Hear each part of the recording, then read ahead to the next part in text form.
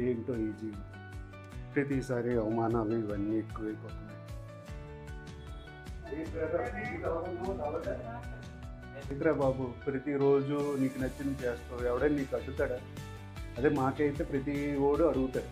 So అదే మా problem. అయినా మంచిగా ఉంటే ఎక్కడ ఈ లోకంలో బతకడానికి అవ్వదు.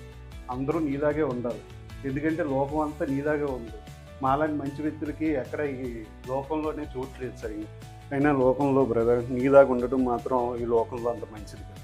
ఎందుకంటే ఈ లోకంలో ఎప్పుడైనా ఒకరిని ఉంచితేనే మనం పైకి వస్తాం.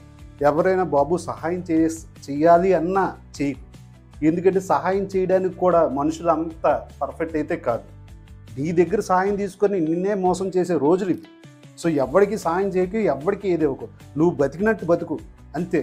ఇంకోటి దగ్గర నుంచి నోటి కూడు కూడా రాపుకోవడంలో నా దృష్టిలో తప్పులేదు, ఎందుకంటే అంత అధర్మంగా ఉంది. సో ఎవరికి మంచి చేయవలసిన లేదు, ఏది చేయవలసిన లేదు. ఇన్ కేసు నువ్వు మంచి చేద్దాం అనుకున్నా వాళ్ళు నీకు చెడే చేద్దామని చూస్తారు.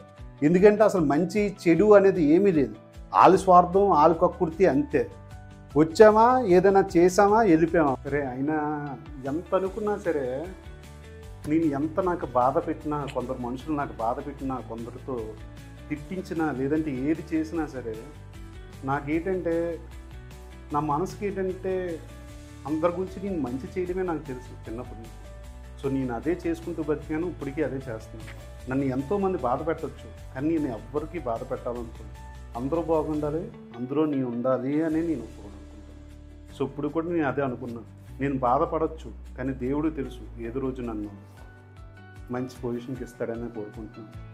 నన్ను అందరూ అర్థం చేసుకుంటారని కోరుకుంటాను. అరే అయినా నిన్ను అడగను, నా బుద్ధి తక్కువే. నీకు నచ్చినట్టు బతుకు, నువ్వు అలాగే ఎడుపు కొడుతూ బతుకు.